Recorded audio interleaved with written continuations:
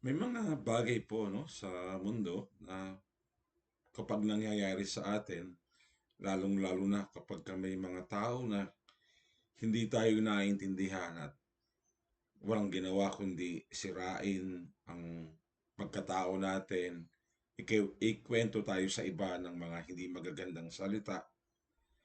Alam niyo po, may mga pagkakataon sa buhay natin na hindi naman natin kinakailangan silang patulan pa eh. May pagkakataon sa buhay na mas maganda yung makakatulong pa sa atin yung tumahimik na lang, yung wag na lang tayong kumibo. Mas piliin natin yung sarili nating kapayapaan, yung peace of mind. Mas piliin po natin kasi yung mga paninira at saka yung mga paglilibak ng mga kapwa, lalong-lalo na kung hindi naman ito totoo, bakit natin kinakailangan patulan? Bakit natin kinakailangan sugurin o gamitan ng kung ano-anong mga salita, pwede sa social media para makaganti tayo, para makapagparinig. Alam niyo po, hindi minsan worth it yung gano'n eh. Yung pananahimik, mas malalim. Yung pananahimik, yung hindi ka kikibo, hindi ka papatol sa ganong bagay, mas nakakatulong sa kapayapaan ng bawat isa, ng sarili natin.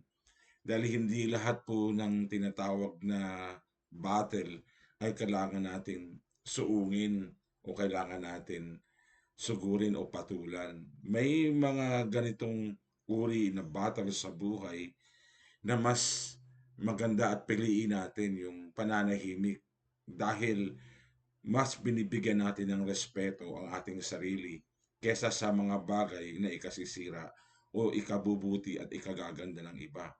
Kasi mas pinapatulan natin yung mga ganong klaseng sitwasyon, mas natutuwa sila, mas nag-i-enjoy sila kasi nakikita nila na galit ka o inis na inis ka. Pero sa dulo nito, sino ang talo? Sino ang hindi nakakaramdam ng di maganda? Sino ang nadidepress? Di, ikaw rin. Pero kung hindi mo papatulan, tuloy-tuloy lang ang pagkilos, tuloy-tuloy lang ang buhay, gawin mo ang nararapat, gawin mo yung alam mong tama, may takot ka sa Diyos. Ang panahon ang mismo ang makapagsasabi at ang panahon mismo ang gagawa upang sa harap ng lahat ng tao na kung saan ay siniraan ka, lalabas ang totoo, ang katotohanan dahil ikaw mismo ay meron kang dignidad na pinoprotektahan at meron kang integridad na isinasaalang-alang, hindi na siguro para sa mga taong ito, kundi sa mga taong tunay na nakakakilala sa iyo. Kaya kaibigan, payo ko lang sa iyo, pag may mga ganitong bagay, tahimik ka lang. Huwag kang kumibo. Kahit wala kang sinasabi, wala kang ginagawang masama sa mga taong pilit na sumisira sa iyo, ikaw mismo sa sarili mo ay aangat at gaganda ang takbo ng buhay dahil pinipili mo ang mas maging payapa, mas maging tahimik, at mas maging makabuluhan ng buhay.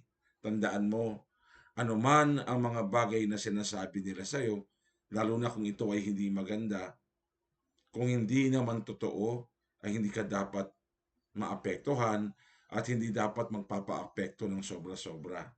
Hayaan mo lang, brush them aside kasi sila ang nagbibigay at nagpapahiwatig ng kung anong klaseng pagkatao meron sila at hindi ikaw yon. Tuloy lang kaibigan, basta alam mo ang tama, alam mo ang tunay, tandaan mo, ang pananahimik ay hindi nangangahulugan na ikaw ay talunan. Ang pananahimik ay minsan mas magandang ipahayag dahil ito ang mas nakagagaan at ito ang mas nakapagbibigay ng mas malalim na kapayapaan sa sarili mo, sa buhay mo, at lalong-lalo na kapayapaan dahil may mga taong patuloy na naniniwala sa iyo, patuloy na nakikilala ka ng totoo sa gitna ng mga paninira na ibinabato ng iba sa iyo. So tuloy lang, choose being quiet and being silent rather than fighting those battles that somehow actually does not deserve not a single penny from your own pocket. God bless you po.